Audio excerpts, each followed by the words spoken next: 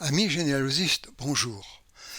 Dans cette seconde vidéo, nous allons aborder les principaux types de généalogie et leurs représentations, ainsi que les signes et les abréviations généalogiques souvent rencontrées. Avec ces premières informations recueillies, vous allez pouvoir construire votre généalogie ascendante. C'est la plus simple à réaliser sur les 2, 3, 4 premières générations, surtout avec les enfants. Vous partez de vous et vous la menez sur votre famille proche. Elle sera une base importante dans l'évolution de vos démarches généalogiques. Le CGCO met à votre disposition diverses représentations pouvant vous guider. Après avoir réalisé votre arbre sur les 3 ou 4 premières générations, vous pouvez aller beaucoup plus loin. Différentes présentations s'offrent à vous. L'ascendance agnatique. Elle permet de réaliser une lignée patronymique avec ou sans conjointe de fils en pair. En incluant les branches paternelles et maternelles, vous aurez une représentation plus complète. Par exemple, une ascendance en éventail ou une ascendance en tableau, verticale ou horizontale. En règle générale, on part de soi-même et on s'intéresse principalement à ses ancêtres directs.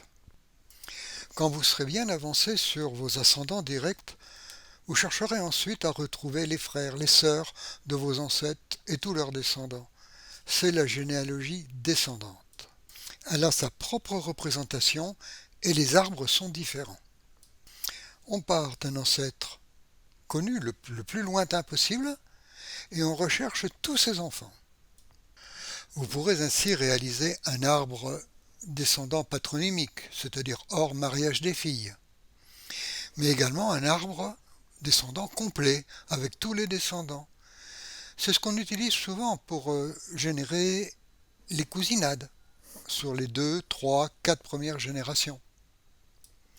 Bien sûr, en retraçant l'histoire de sa famille, d'autres généalogies sont possibles, comme la généalogie de village. Là, on va retracer les différents lieux, les régions où vécurent nos ancêtres. On va étudier la population, les histoires de ce village. Il y a également des généalogies parallèles à votre généalogie familiale. La généalogie ascendante et les liens avec la grande histoire peuvent faire référence à des événements politiques. Par exemple, pour la France, les royautés, les républiques, les différents présidents, génération par génération. On peut retrouver des événements religieux, les différents papes ou conciles, mais également des événements économiques et sociaux, les grandes découvertes, les moyens de transport, l'électricité, l'écoute de la musique, les grands événements culturels ou artistiques.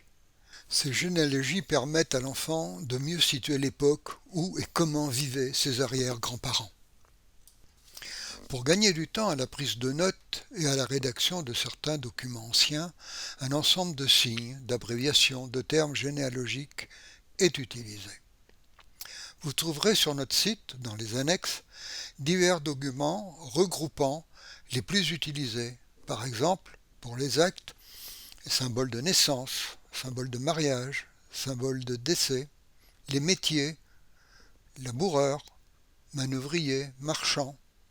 Pour les dates, circa 1650, qui veut dire environ en latin, signifie vers 1650. Les termes liés à la famille, adultérin, qualifie un enfant né d'une union extra-conjugale.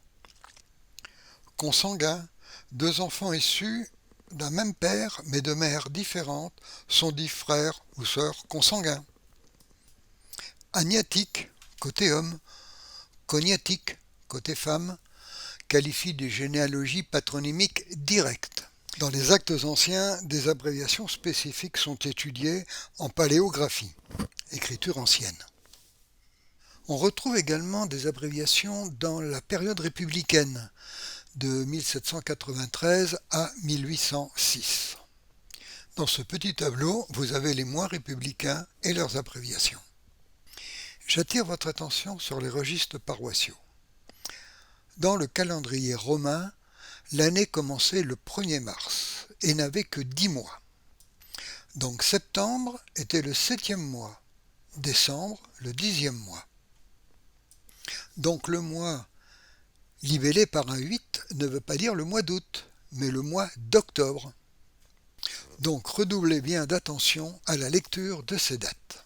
Nous avons terminé cette approche sur les principaux types de généalogie et abréviations. Au revoir et à bientôt pour une prochaine vidéo.